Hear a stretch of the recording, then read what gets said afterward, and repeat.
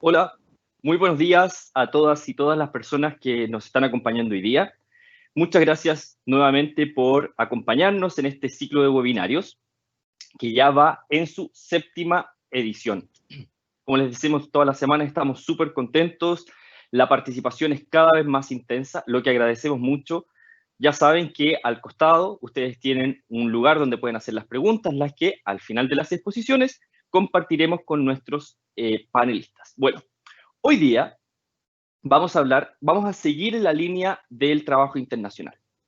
Y hoy día tenemos entonces a dos grandes expositores de organismos internacionales referencia en los temas de COVID en el contexto de lo que estamos viendo hoy en día.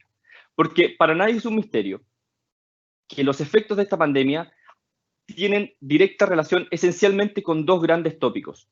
Primero, la salud de las personas que se ven afectadas por esta situación, las familias de estas personas que se ven afectadas por esta situación y la comunidad de estas personas. Y además, el efecto económico que esta pandemia va a tener en el corto, mediano y eventualmente largo plazo. Por eso entonces es que hoy día tenemos a dos panelistas que nos van a hablar de esas dos perspectivas. Por una parte, tenemos al doctor Rubén Mayorga, que es jefe de la Oficina Sudamericana de la Organización Panamericana de la Salud, y también tenemos a la señora Alicia Bárcena, que es la secretaria ejecutiva de la Comisión Económica para América Latina y el Caribe, CEPAL.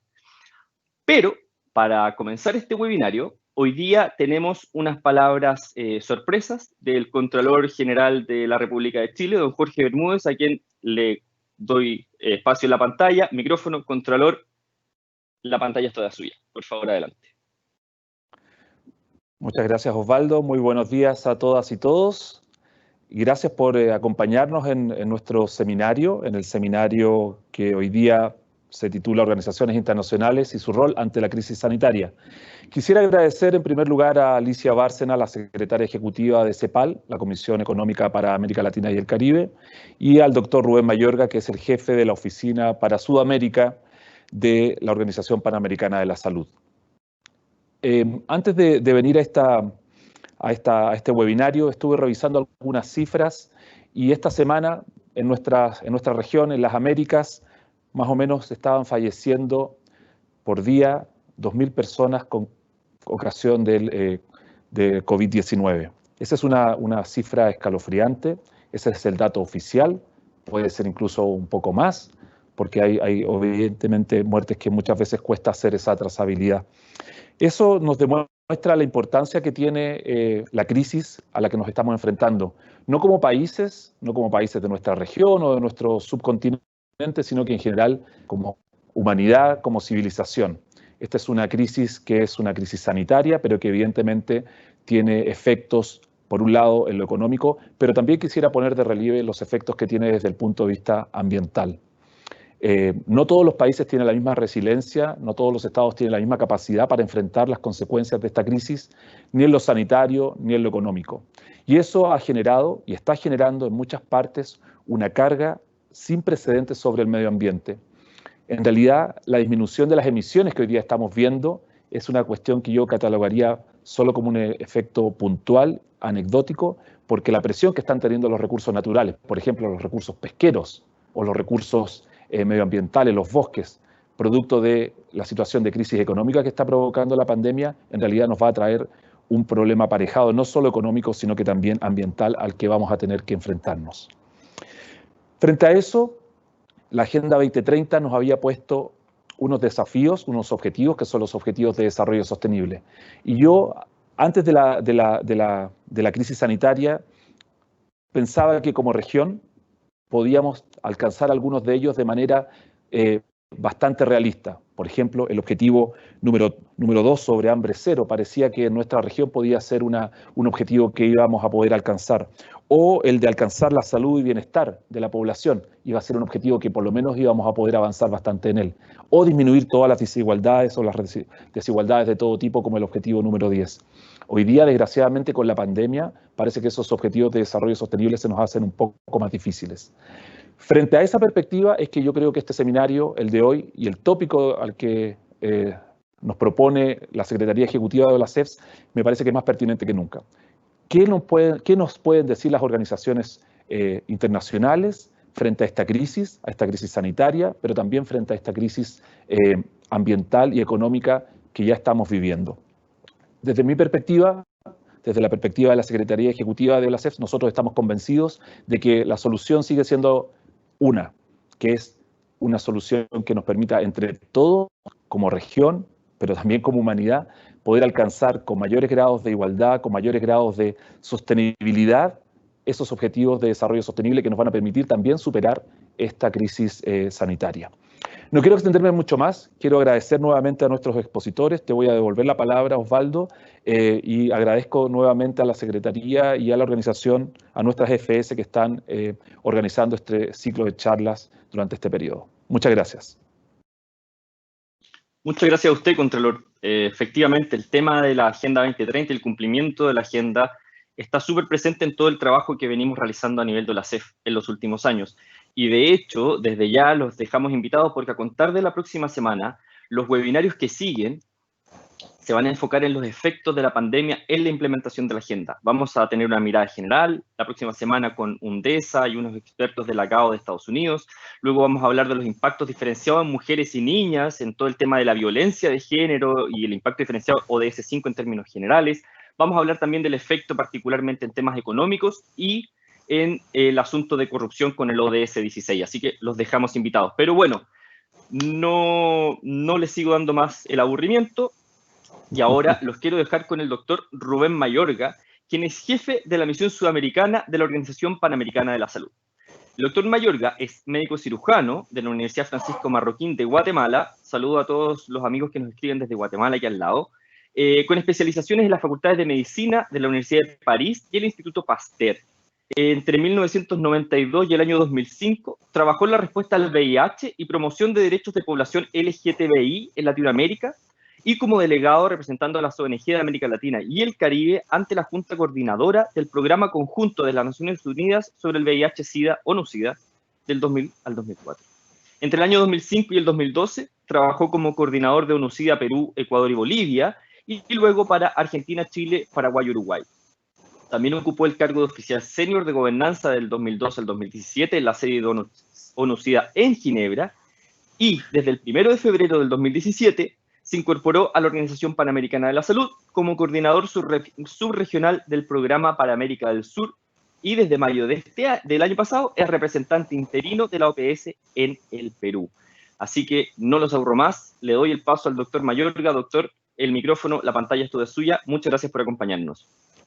Muchas gracias, Osvaldo, y muchas gracias al señor Bermúdez por su introducción. Un saludo a la señora Bárcena de CEPAL y un saludo desde nuestra directora Carissa Etienne en Washington antes de empezar esta presentación. En realidad, la presentación es muy simple, una introducción muy rápida de la pandemia, unas recomendaciones muy sucintas de la organización, algunas buenas prácticas y algunos ejemplos de lo que estamos haciendo en la región. Bueno, como mencionaba muy bien el señor Bermúdez, esta pandemia es el evento probablemente de mayor gravedad e importancia en este siglo, y al 1 de junio del 2020 se reportaban 6 millones de personas infectadas y 373,000 fallecidas. Y como bien mencionaba el señor Bermúdez, 2,000 diarias en nuestra región, y nuestra región ha pasado a convertirse en el epicentro de la pandemia. En general, la OPS recomienda estas acciones críticas para la respuesta en las Américas: prevención y control de infecciones, vigilancia, funciones de laboratorio, manejo de casos y comunicación de riesgos. Suena como algo muy simple, pero vamos a ver ahora cómo esto se lleva a cabo. Los sistemas de salud en América del Sur habían sido evaluados con este Índice Global de Seguridad en Salud 2019, y veremos aquí cómo estos habían sido evaluados en función de sus capacidades de prevención, detección e informe, respuesta rápida, sus sistemas de salud, cumplimiento de normas y entorno de riesgo. Y vemos cómo de arriba para abajo estaban en América del Sur, Brasil, Argentina, Chile, Ecuador, Perú, y etcétera.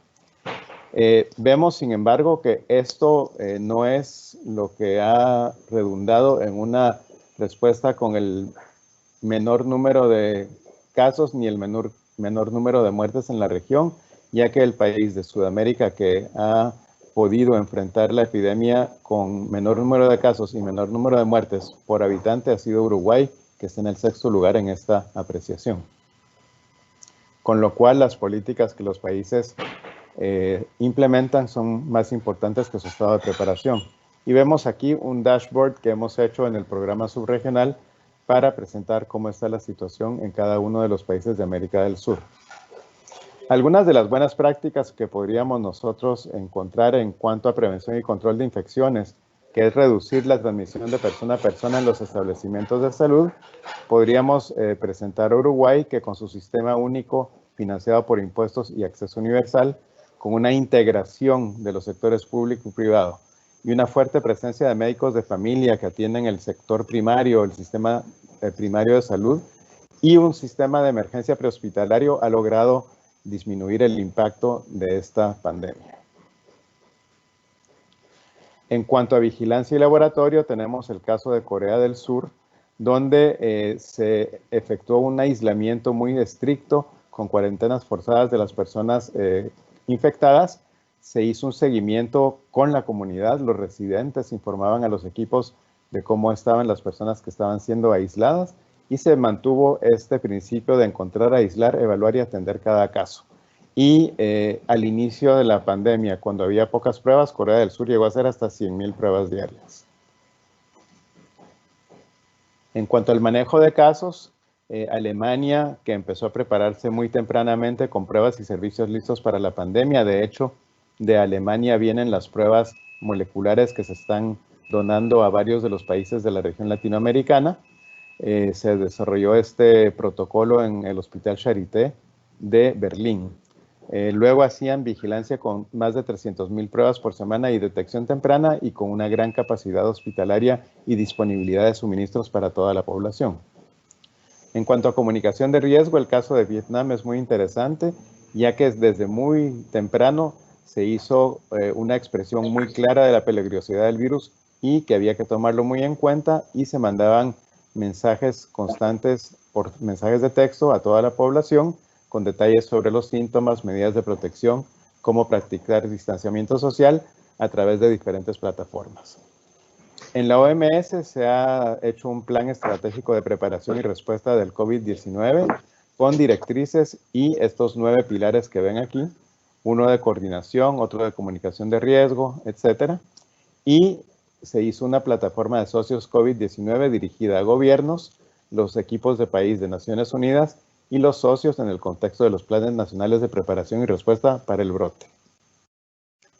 Esta plataforma permite operacionalizar el plan estratégico mundial a nivel nacional o subnacional, realizar evaluaciones continuas de los planes nacionales para incorporar las orientaciones COVID-19 en colaboración con los países, monitorear e informar sobre el progreso de actividades en cada pilar y proporcionar una plataforma transparente para solicitar recursos y para presentar las necesidades de cada país.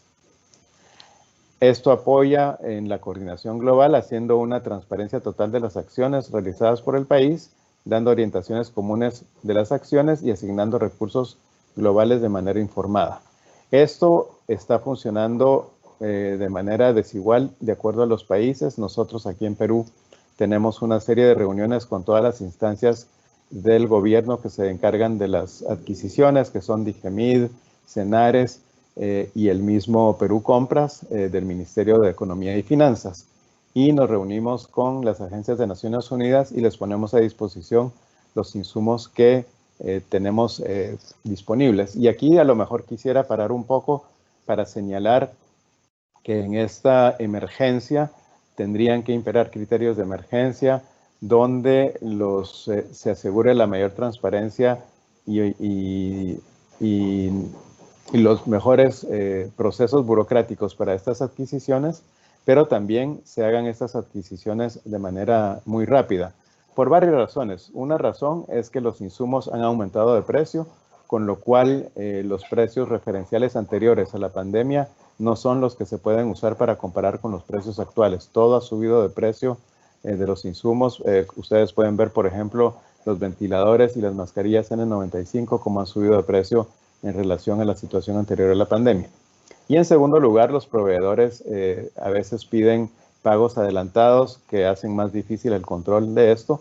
Y finalmente hay algunas legislaciones en los países de origen de estos productos que hacen que a veces, aunque usted haya colocado ya la orden y la haya pagado, el proveedor le cancele a última hora el producto que solicitó. Hemos hecho varias cosas en OPS-OMS. Por ejemplo, estamos promoviendo muchísimo el enfoque del primer nivel de atención para atender el COVID-19, ya que si el primer nivel de atención está bien armado, puede atender los casos leves y moderados, que son el 80% de todos los que se presentan en cada país, para no sobrecargar los hospitales, que son los que están llevando los casos moderado graves y críticos que se presentan para la atención con oxígeno y ventiladores. También hemos promovido que continúen las actividades regulares de salud en el contexto de la pandemia, por ejemplo, las de vacunación, ya que podría haber una crisis muy tremenda después de que el COVID-19 nos deje en paz para todas las enfermedades que son prevenibles por vacunación, con lo cual hemos sugerido una serie de medidas para garantizar la no transmisión del COVID-19 cuando se están haciendo las campañas de vacunación, como por ejemplo hacerla fuera de los centros de salud, casa por casa y otros.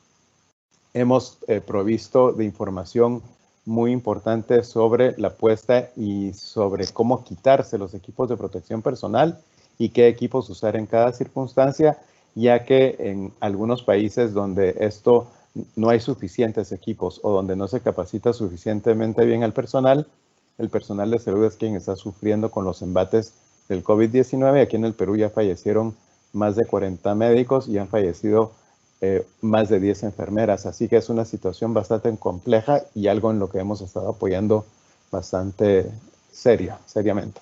También hemos dado orientaciones sobre cómo atender al personal de salud expuesto, sobre cómo atender estos casos de infección respiratoria aguda en el contexto del COVID-19, y esto es bien importante ahora que se viene la época de frío, donde habrá muchas infecciones respiratorias agudas que habrá que diferenciar del COVID-19. Hemos brindado modelos y pautas para la revisión y supervisión ética de las investigaciones relacionadas con COVID-19, preparando los comités éticos de investigación y sugiriendo procedimientos operativos estándar para varios de los pasos que hay que seguir. También hemos emitido opiniones sobre estos supuestos pasaportes de inmunidad, señalando que la información que existe actualmente no permite decir que una persona que ya tuvo COVID-19 tiene inmunidad por largo plazo, pero es algo que se está revisando todo el tiempo, porque ustedes saben que la información científica sobre COVID-19 está avanzando a pasos agigantados apenas en el 5º mes después de que empezó esta pandemia. Hemos también hecho una serie de ensayos de solidaridad, que son ensayos para hacer pruebas serológicas para ver cuál ha sido el nivel de penetración del COVID-19 en los diferentes países, ensayos sobre vacunas para hacer una rápida serie de pruebas que permitan pasar las diferentes etapas de aprobación de las vacunas, y también hemos hecho algunos apoyos con este ensayo Solidaridad para tratamientos, donde se están probando 4 ramas de tratamientos. Hay más de 60 países que están involucrados, y recientemente se suspendió la entrada en uno de los brazos con hidroxicloroquina por una publicación que hubo en la revista Lancet, que ha sido muy criticada, pero para revisar cuáles han sido los resultados de otros estudios, se paró momentáneamente, provisionalmente, la inclusión en esta rama de investigación. Hemos dado también muchos directrices sobre el diagnóstico de laboratorio, sobre todo en cuanto a las pruebas moleculares. Hemos donado varios millones de pruebas en todo el mundo. Solo aquí en Perú hemos donado más de 300,000 pruebas, y en otros países de la región cantidades similares. Hay varios países que han logrado desarrollar sus propias pruebas y también les hemos dado apoyo para esto. Hemos participado muchísimo en campañas de comunicación, alentando a los países a construir confianza, hacer anuncios tempranos, ser lo más transparente posible y escuchar a la población. Y hemos emitido varios materiales de comunicación para la población sobre, por ejemplo, el uso de los equipos de protección personal como las mascarillas, cómo actuar con personas mayores y aquellas que tienen enfermedades concomitantes. Hemos tratado de combatir toda la infodemia de estas noticias falsas con la publicación constante de información con base científica sobre el COVID-19.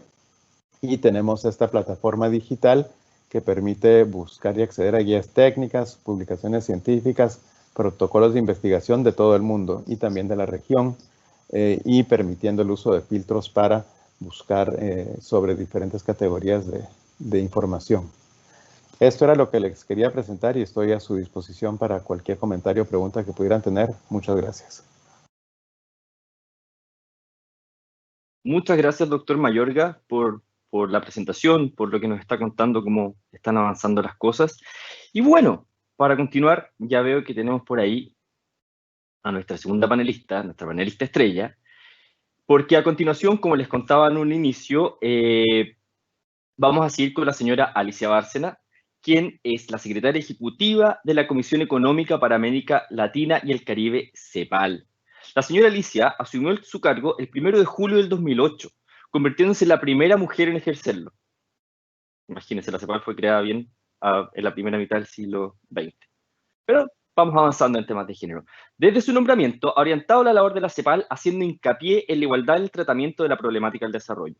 Así, el mensaje durante la última década, que esto es la igualdad en el centro, se subraya en los documentos de los últimos 5 periodos de sesiones. Si bien dichos documentos forman una unidad, centrada en el tema de la igualdad, como les decía, los 5 están bien diferenciados y se complementan. Corresponden en conjunto a la defensa de los derechos de la ciudadanía, de un estado de bienestar social y de importantes mejoras en la distribución del ingreso, basados en un continuo aumento de la productividad por medio de una combinación virtuosa de una macroeconomía para el desarrollo y políticas de transformación productiva y exportadora, respetando la sostenibilidad ambiental. No les doy más la lata, dejo con ustedes a la señora Alicia Bárcena. Señora Alicia, muchas gracias por su apoyo, por su participación de hoy. El micrófono y la cámara es suya. Adelante. Muchísimas gracias. No sé si ya están pudiendo ver la presentación que he puesto en pantalla. Simplemente espero que sí. Cuénteme si la están viendo, por favor.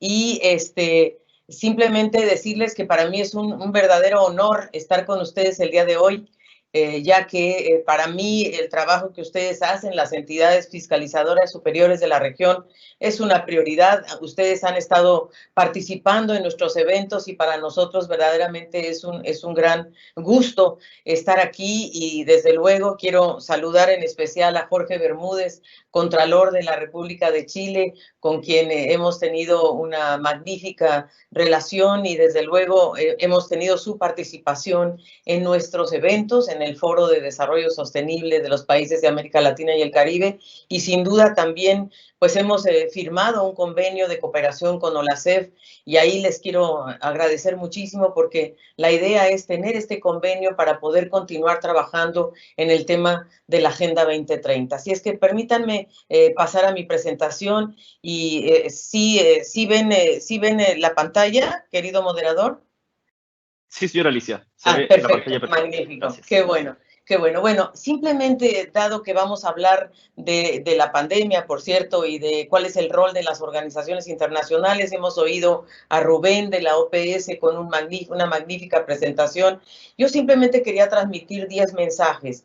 Primero, previo al COVID, nuestra región ya mostraba muy bajo crecimiento, un espacio limitado de política fiscal y conflictos sociales crecientes. Los efectos de la pandemia van a generar la recesión más grande de la historia de la región. Vamos a caer a menos 5,3 mínimo, estamos recalculando, a lo mejor va a ser incluso más fuerte la caída. Se desploma el comercio en un menos 15%, aumenta el desempleo, la pobreza, la desigualdad, y además esta tiene efectos muy diversos y distintos en los grupos de población, afectando sobre todo a los adultos mayores, que tenemos en la región más de 90 millones de adultos mayores, a los niños, a los jóvenes, a las mujeres, a los pueblos indígenas, a los afrodescendientes. Y la pandemia además puso en evidencia los tremendos problemas estructurales del modelo económico y las carencias del sistema de protección social y de la salud y el régimen de bienestar. Las medidas que han anunciado los países, sin duda, están y buscan contener el virus, por cierto, proteger los ingresos de los hogares y la fuerza laboral, evitar el colapso del sistema económico y proteger a la población más vulnerable. Los gobiernos han reorientado sus presupuestos, como ustedes seguramente lo saben, como contralorías, pero estos van a ser insuficientes para muchos países y van a requerir salir a buscar financiamiento externo a bajo costo, ojalá con alivios de deuda, sobre todo a estos países de ingreso medio-bajo y en especial para el Caribe. Y el inicio de estas economías nacionales y la flexibilización de la parada productiva va a requerir este equilibrio entre el comportamiento y la trayectoria de la pandemia y las consideraciones socioeconómicas. Ahí estamos trabajando de la mano con la OPS, con Carissa Etienne, precisamente en una reflexión de cómo lograr este equilibrio entre economía y salud.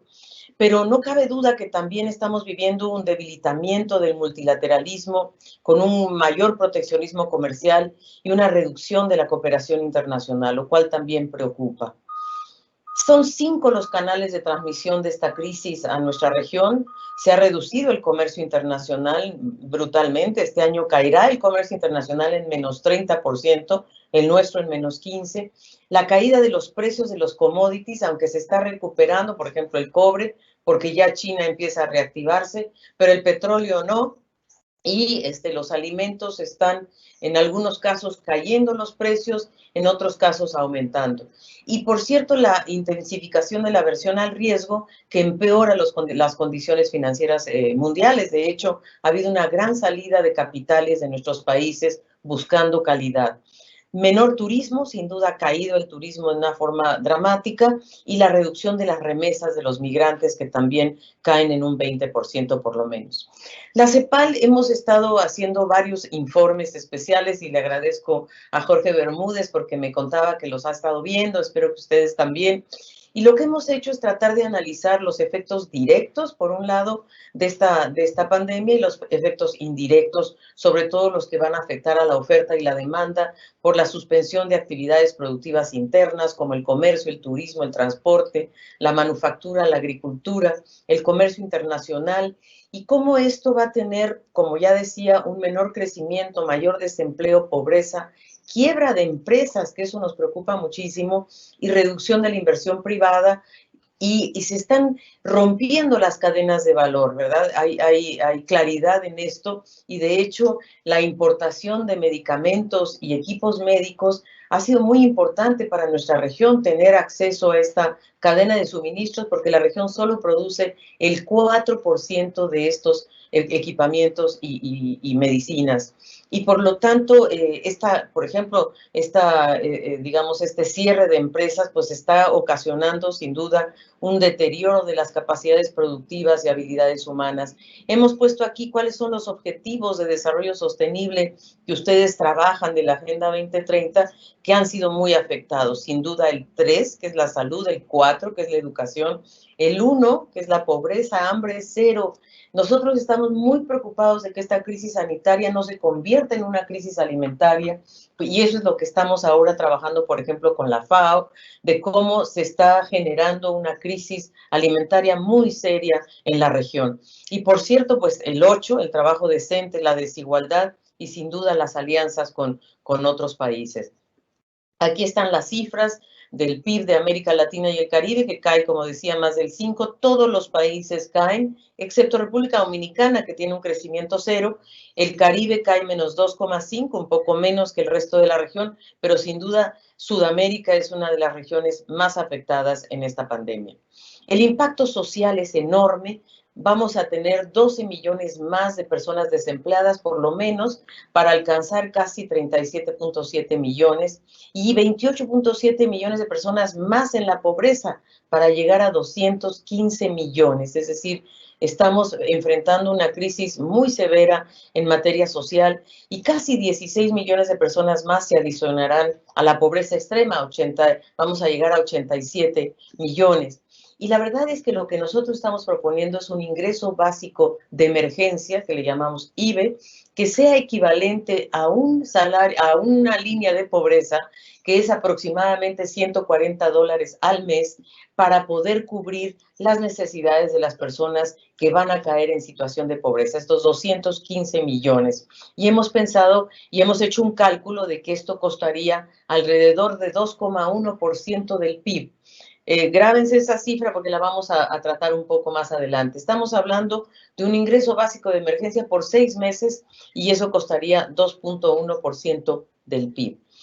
¿Por qué grabarnos esa cifra? Porque es verdad que nuestra región no tiene un espacio fiscal muy amplio, apenas estamos en 18.1 en América Latina y en el Caribe un poco más, 27,2, es decir, en un promedio de 23% de tasa tributaria. En Europa o en la OCDE están por encima del 34%, pero en nuestra región hay algo muy grave que tenemos que controlar, que es la evasión fiscal. La evasión y la ilusión fiscal a la región le están costando 6,3% del PIB. Entonces, ¿a qué equivale esta evasión fiscal? Pues equivale a la mitad del gasto social del gobierno, que es 11,3% promedio, equivale a 3 veces más el gasto que requeriríamos para este ingreso básico de emergencia, que ya dijimos que costaría 2,1% del PIB. Si le pudiéramos echar mano a estos recursos que se están saliendo de nuestros países por la vía ilegal, sería muy importante. Y desde luego, esta evasión también implica un costo mucho mayor a lo que gastan los gobiernos en educación, que es 4%, o en salud, que es 2,3%. Ya la Organización Panamericana de la Salud nos alertó hace una década de que la región no estaba invirtiendo lo suficiente en salud pública y por lo tanto miren en dónde estamos ahora. Por una década casi nos hemos permanecido en este 2% del PIB. Los efectos, como decíamos, van a ser muy distintos y ya sabemos que los primeros casos del COVID se registraron en áreas urbanas con mayores ingresos, la verdad, en países con mayores ingresos, pero ahora ya está llegando a zonas marginadas, donde hay una enorme, yo diría, problemática para trabajar a distancia, hay mayor hacinamiento, no hay acceso al agua y al saneamiento y por lo tanto el riesgo de infección es mucho mayor, además de las enfermedades preexistentes que tienen muchos de estas poblaciones pobres. Los trabajadores informales en nuestra región llegan a ser 54% de los trabajadores son informales, con una gran participación de mujeres, jóvenes, indígenas, afrodescendientes, inmigrantes. Y ya vemos entonces que estos nuevos casos en áreas de bajos ingresos tienen más problemas para cumplir las cuarentenas y mucho mayores consecuencias familiares difíciles de cumplir. Por cierto que entrar al teletrabajo, a la teleeducación, ha sido en parte una solución, pero más de 2/3 de las personas que usan Internet en la región, es verdad, ya estamos por encima del 70% de Internet, pero hay muchos sectores que no tienen acceso suficiente o banda ancha suficiente para alcanzar los niveles de participación como el que estamos haciendo ahora mismo. Y solo el 26% del empleo formal puede realmente participar en teletrabajo. Y lo mismo pasa con las mujeres que no tienen tampoco el suficiente acceso a las vías digitales.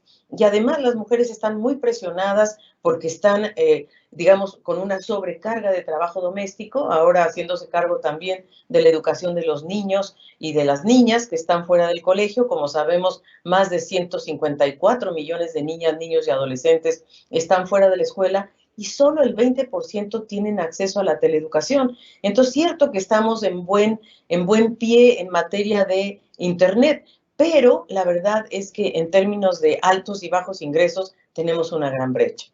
¿Cuáles son los desafíos y los dilemas de la pandemia que estamos conversando con la OPS, por cierto? Desde luego los desafíos en salud, que ya los contó mi colega Rubén, curar o prevenir, todo el mundo está muy preocupado de la vacuna y por supuesto la OMS tiene un programa de acelerador para encontrar una vacuna, pero no solo eso, sino para hacerla de acceso universal, que sea un bien público, y eso la Asamblea General de Naciones Unidas sacó una resolución para que las vacunas cuando se encuentren y los medicamentos sean de acceso universal.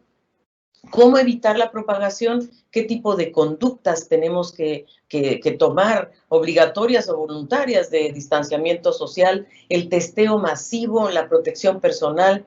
¿Cómo lograr tener los insumos críticos, los equipos, los ventiladores, los test, los kits de testeo? ¿Cómo gestionar los sistemas de salud? Sabemos que en Chile, por ejemplo, ya estamos en un límite respecto a la disponibilidad hospitalaria y sobre todo del personal médico, que también está muy presionado.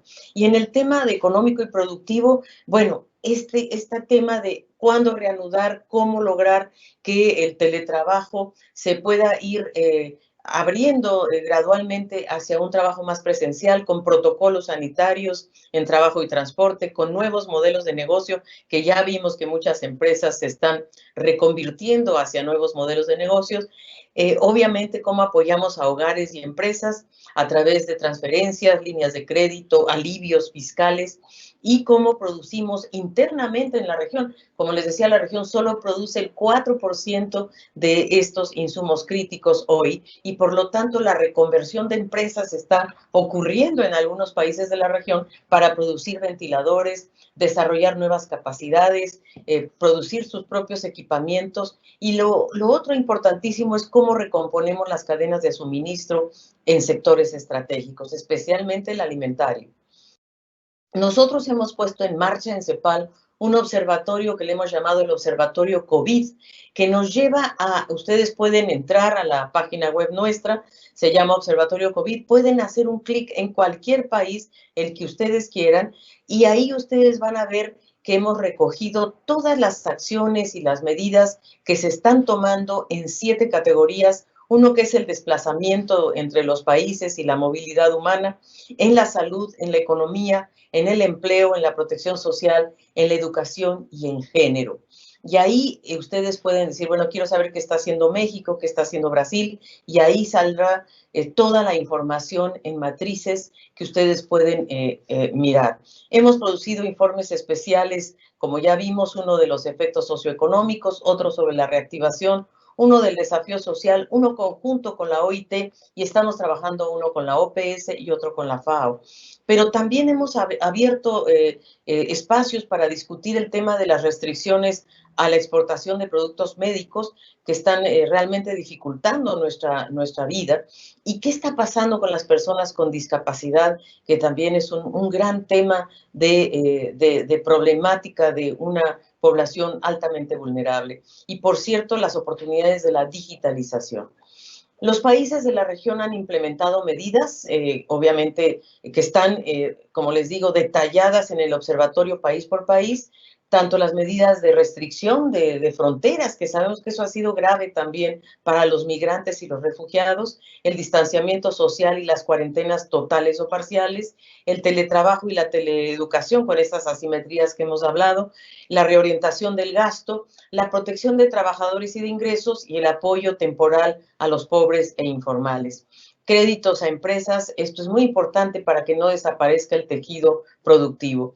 Y nosotros como organización internacional, hablando del papel y el rol de las organizaciones internacionales, el nuestro es hablar con las instituciones financieras internacionales, y lo estamos haciendo, también el secretario general Antonio Guterres, para ver cómo se le puede dar este espacio fiscal tan importante a los países de nuestra región, cómo pueden acceder a nuevas fuentes y mecanismos de financiamiento, a líneas de crédito a bajo costo y de forma ágil, cómo lograr la reestructuración y el alivio de deuda, y, por ejemplo, la emisión de derechos especiales de giro, que eso abriría un espacio muy importante para lograr liquidez y sostener la solvencia de nuestros países. Y, por cierto, bueno, cómo lograr estas tasas de interés favorables y el alivio de la deuda para países altamente endeudados, e incluso posponer los intereses, al menos para algunos de ellos.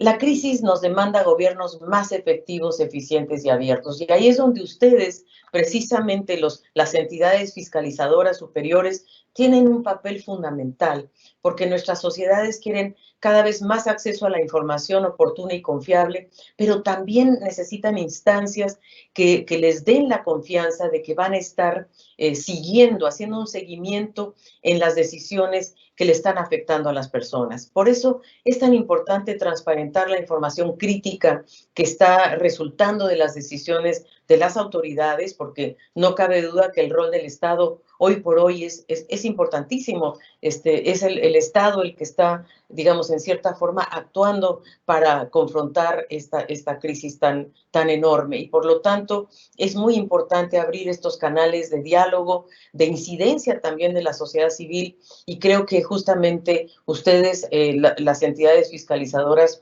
son entidades que brindan esa confianza a la ciudadanía y que le permiten tener esta capacidad de un gobierno abierto, que sea transparente y que promueva justamente esquemas de colaboración.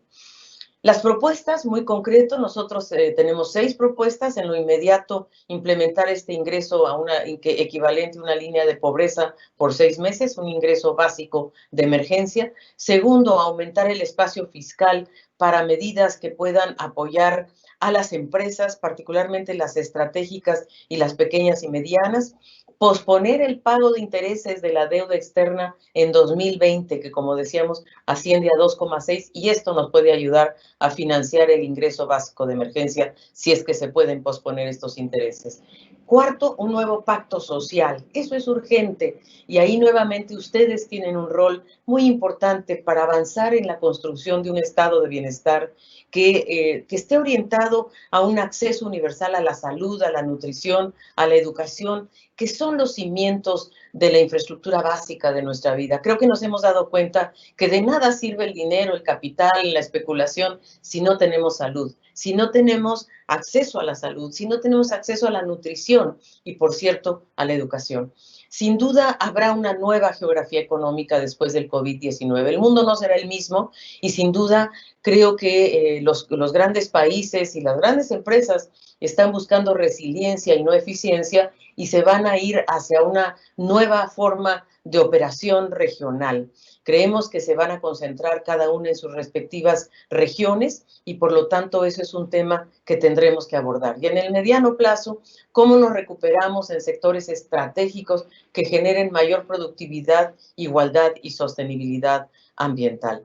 Tenemos una hoja de ruta que es la Agenda 2030, que es nuestra agenda histórica, transformadora y centrada en las personas, que nadie debe quedarse atrás, con la igualdad en el centro, con objetivos universales, integrales e indivisibles, participativa y que tiene una visión de futuro ambiciosa y transformadora. Y ahí quiero agradecerle a OLACEP porque ha hecho una participación muy activa en todos los foros que hemos tenido de desarrollo sostenible, dando realmente, posicionándose como grandes líderes en esta materia.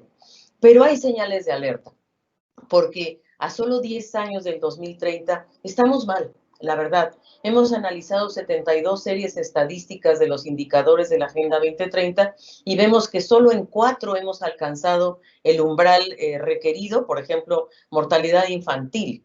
Pero hay 15 en donde vamos en la tendencia correcta en algunas metas, como por ejemplo el acceso a Internet, pero no así a la banda ancha de mejor calidad y no así con el cierre de brechas requerido. Hay 8 metas en donde se requiere una intervención pública y la cooperación internacional, como el caso del cambio climático o como el caso del empleo también, y también en la protección de los ecosistemas. Hay 13 indicadores en donde se necesita financiamiento y políticas públicas muy fuertes, y ahí me refiero, por supuesto, a las ciudades, me refiero a las mujeres que están sufriendo tanto en esta pandemia también. Hay 27 indicadores estancados totalmente y 5 que están en retroceso. Uno de ellos justamente es la nutrición, el riesgo a volver a caer en el hambre en esta región. El mundo post-COVID nos exige una mayor cooperación, mayor integración, nos invita a pensar en un futuro en donde habrá esta nueva geografía económica y donde tenemos que pensar colectivamente los países para depender menos de manufacturas importadas e imaginar cadenas de valor regionales, como el caso de la farma o de los equipos médicos, por ejemplo. Se requerirán políticas industriales que permitan fortalecer nuestras capacidades y nuevos sectores productivos, sobre todo para incidir en la nueva economía mundial, y por ello tenemos que avanzar, por ejemplo, en energía renovable, en la bioeconomía, en la movilidad sostenible. En fin, hay sectores, y en la digitalización, por supuesto, en la desmaterialización de nuestra economía, sin qué duda cabe. Y si lo hacemos juntos, somos 650 millones de habitantes, podemos tener esa escala requerida para viabilizar nuestras empresas y nuestra producción. Se requieren certezas ciudadanas, ustedes juegan ahí un papel fundamental, y también creemos esta propuesta de un ingreso básico de emergencia. Y por cierto, debemos operar bajo una gobernanza internacional inclusiva y sostenible, y eso sobre todo en el marco de la Agenda 2030. Estos son, queridos amigos, colegas, lo que yo quería transmitirles el día de hoy. Muchas gracias por su atención y bueno, le devuelvo la palabra a nuestro querido moderador. Muchas gracias, señora Lisa, por su presentación. En realidad, súper clarificadora. De repente da un poco de susto porque estamos viendo los efectos en la salud de las personas de esta pandemia diariamente. Vemos los reportes del gobierno, lo que nos dicen las organizaciones internacionales, la OPS, la OMS. Y también nos hablan de economía, pero como es algo que es una ola que viene en camino, todavía estamos a la expectativa, y ver las dificultades que ustedes proyectan de repente nos da un poco de susto. Pero súper interesante. Les quería contar que ambos tienen una cantidad de fans a nivel latinoamericano impresionante, porque los saludos desde Guatemala para el doctor Mayorga así no paran de llegar, y también las felicitaciones para la señora Alice. Así que muchas felicitaciones a ambos. Mira, tenemos muchísimas preguntas que nos han llegado del público y quisiera partir con un tema que viene desde la semana pasada y que dice relación con la ciencia y basarnos en la ciencia para la toma de decisiones. Y en ese contexto, doctor Mayorga, quería hacerle 2 o 3 preguntas vinculadas con esto. La primera, que nos dicen qué relación hay entre el COVID-19 y el 5G, la importancia del uso de enjuague bucal con alcohol, y si nos puede mencionar algo sobre esa fake news que anduvo dando vuelta, y que lo que se quería era implantarnos un chip en la vacuna del COVID-19, en una futura vacuna del COVID-19. Bueno, preguntas complicadas. Que yo haya leído nada de relación entre 5G y COVID, y luego nosotros tampoco tenemos ninguna indicación sobre enjuagues bucales con alcohol para combatir el COVID-19. Más bien, hemos hecho mucho énfasis en 3 recomendaciones muy simples, que son el distanciamiento social, el porte de mascarilla en situaciones donde es imposible mantener este distanciamiento social, y algunos países que incluso lo han hecho obligatorio en las situaciones en las que uno tiene que estar compartiendo espacios con otras personas y donde no se puede mantener este distanciamiento, y sobre todo donde no hay una buena ventilación. Y el tercero, el lavado de manos antes de tocarse nariz, boca y ojos, ¿verdad? Que es los lugares por donde entra probablemente el COVID. Y a lo mejor mencionar que en materia de ciencia y COVID-19, como mencioné en algún momento, esta está en constante evolución, y es muy importante tener una actitud abierta y flexible, ya que temas que eran ciertos a principios de la pandemia ya no lo son el día de hoy, y a medida en que vayamos conociendo mejor al COVID-19, que tenemos que ser honestos en decir que conocemos menos, o sea, tenemos más desconocimiento que conocimiento en esta materia, y que con los meses que vayan pasando podremos ir esclareciendo muchas cosas. En este momento se ha validado muchísimo cómo impacta el distanciamiento social positivamente en la no transmisión de COVID-19, ¿no?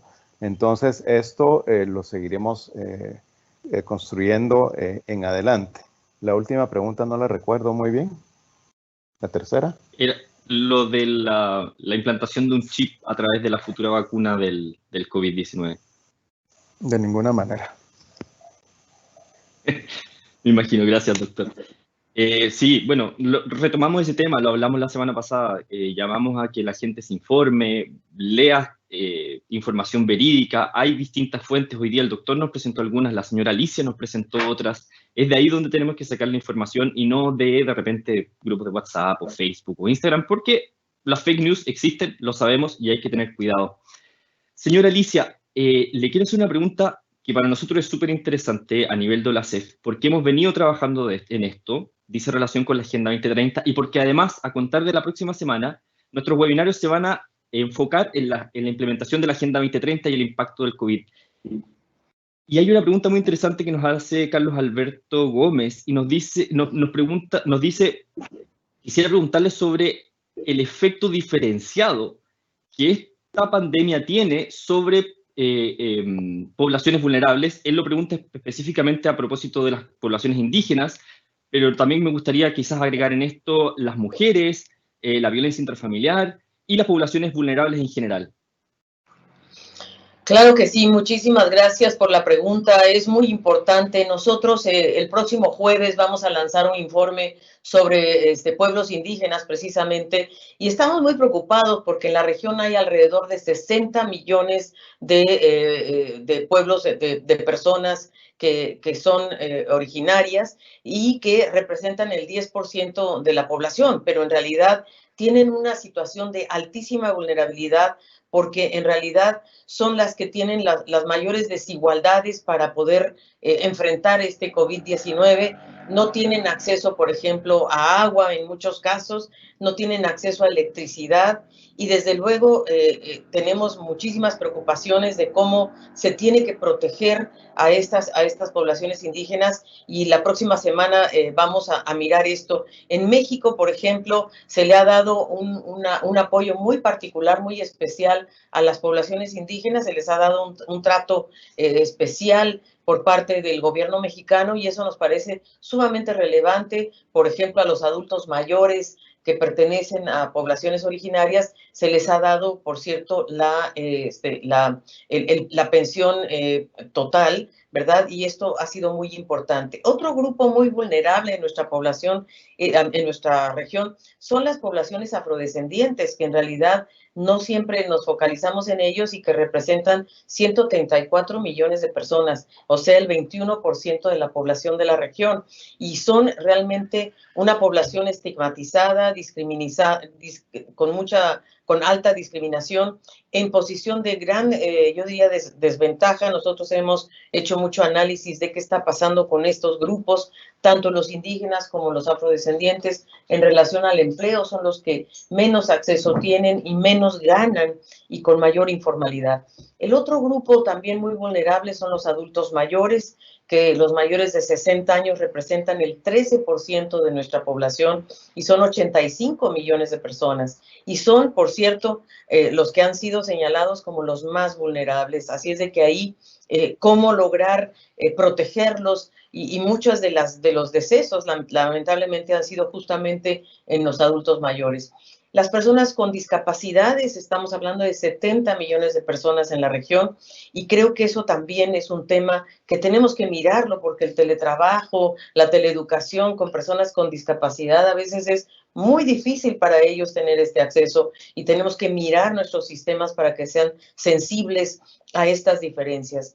No quiero terminar esta exposición referirme a los migrantes y a los refugiados, que también tenemos un grave problema ahí. Me parece que tenemos que abrir nuestras fronteras para que puedan volver a sus lugares de origen y eso está causando mucho sufrimiento en muchas poblaciones migrantes y refugiadas. Y el tema de las mujeres, usted mismo lo ha dicho, nosotros hemos visto con mucha preocupación el aumento de la violencia contra la mujer, intrafamiliar sobre todo, en los hogares, ¿verdad? Se ha incrementado el número de denuncias a las mujeres por este tipo de violencia y eso nos preocupa de verdad mucho. Y también hemos visto que en el sector salud, el 71% de los trabajadores del sector salud son mujeres y también hay que proteger a estas mujeres del sector salud. Hablamos de toda la cadena, digamos, del sector salud y ahí las mujeres juegan un papel fundamental. Y por último, claro, el tema de la informalidad. las mujeres han estado muy castigadas en esta pandemia, las que están, por ejemplo, asociadas al trabajo doméstico, y ahí cómo las protegemos. Ahí creo que ustedes mismos, las Contralorías, nos pueden ayudar mucho a mirar qué apoyo se le está dando a las trabajadoras domésticas, a las migrantes trabajadoras domésticas que están, muchas de ellas orientadas a la economía del cuidado, que no está bien reglamentado en nuestra región. Así es que estos son algunos indicios. Creo que la Agenda 2030 es una hoja de ruta muy importante, porque ahí justamente este tema de la disparidad de género, por ejemplo, y de las desigualdades en general, es uno de nuestros factores más importantes. Muchas gracias, señora Alicia. Sí, efectivamente, bueno, nosotros hemos hecho algunos esfuerzos desde el rol que nos cabe, sobre todo en temas de género, y vamos a seguir trabajando. De hecho, nos llamó la atención el comentario que hace sobre el estancamiento del ODS 16. Para nosotros es una ODS súper importante, dice relación con la lucha contra la corrupción, y eso se vincula mucho con el trabajo de las entidades fiscalizadoras superiores. De hecho, ya bajo el liderazgo de la Contraloría de Ecuador estamos planteando la posibilidad de llevar adelante una auditoría coordinada sobre los repases que los gobiernos están haciendo para apoyar a las poblaciones más vulnerables. Volviendo a las preguntas, doctor Mayorga, aquí Mario Alberto desde México nos pregunta que por qué la OMS no impone un sistema global de registro estadístico. Y ahí un poco así, él hace una crítica de los registros estadísticos que tienen en México y las diferencias de repente con la información que se provee y en definitiva que se publica. Sí, en realidad la OPS y la OMS son organizaciones de cooperación internacional dependientes de los estados. Existe un reglamento sanitario internacional que regula lo que deben presentar los países en relación a este tipo de emergencias, y este mecanismo de reporte es el que debe mandar en toda la manera como los países están haciendo actualmente el reporte de casos, decesos y lo demás. En ese sentido, nosotros no podemos imponer ninguna medida, simplemente damos orientaciones técnicas y los países deciden cómo hacen este tipo de reportes. Y pongo un ejemplo. Nosotros hemos recomendado que los países reporten casos diagnosticados por pruebas moleculares. Y hay 3 países en la región que reportan de otra manera, que son Perú, Ecuador y Puerto Rico. Y las razones es porque los países no tienen suficientes pruebas moleculares y están utilizando algunas otras pruebas, las llamadas serológicas, para hacer este tipo de reporte. Pero sin embargo hemos visto cómo en la mayoría de los países de la región los casos que están siendo reportados dependen mucho de la disponibilidad de pruebas, ¿verdad? Entonces allí estamos ante el dilema de cuánto testear. Nosotros hemos recomendado testear a la mayor cantidad de personas y vemos algunos países que lo han logrado hacer, otros que no, y ejemplos mundialmente célebres, como por ejemplo la ciudad de Wuhan en China, que testeó a 11 millones de personas en materia de unos pocos días. Entonces, esto no es fácil no se puede imponer, para empezar, pero para los países no es fácil de llevar adelante entre algunas de las otras cosas, por los costos y por la presencia de insumos en los países. Hemos visto cómo estas pruebas están sumamente escasas en todo el mundo. Nosotros hemos logrado proveer y donar varios de los primers y sondas que son necesarios para hacer estos diagnósticos provenientes de este protocolo elaborado por el Hospital Universitario de la Charité en Berlín, y hemos provisto de millones de pruebas en todo el mundo.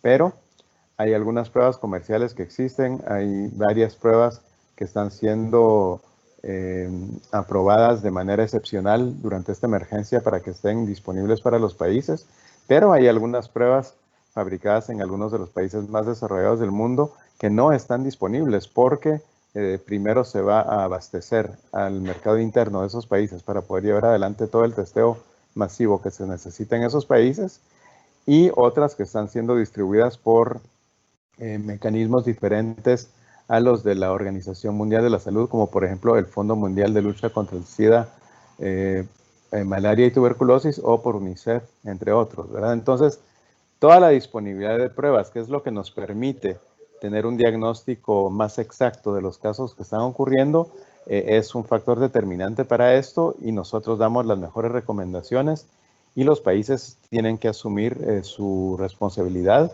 y llevar adelante el testeo con los mejores recursos que tengan, ¿no? Entonces, eso es lo que le puedo comentar. Si nosotros como una entidad intergubernamental nunca imponemos a los países ningún procedimiento para llevar adelante, ¿verdad? Somos una agencia de cooperación técnica. Muchas gracias, doctor Mayorga. Yo creo que siempre es importante aclarar eso. A veces la gente tiene una esperanza en que los organismos internacionales puedan suplir o cumplir un rol supragubernamental, lo que en definitiva bajo el sistema que existe no se da. Yo creo que, bueno, igual para ir terminando, porque no podemos tener a nuestros panelistas acá toda la tarde, señora Alicia, quería tratar de redondear en una pregunta varios cuestionamientos que recibimos en relación con esta pensión diferenciada, o esta pensión o sueldo básico garantizado, o sueldo mínimo garantizado que usted nos planteaba. El FEGO Castañón nos pregunta, ¿podría la señora Alicia indicarnos cómo se financiaría la pensión diferenciada en los países latinoamericanos? Y luego Fátima Adame nos pregunta si la entrega de este ingreso básico sería otorgado de forma independiente al gobierno, sería algo gubernamental, y la preocupación de ella va esencialmente por el tema del populismo o el mal uso de los recursos, aprovechamiento, corrupción y otros.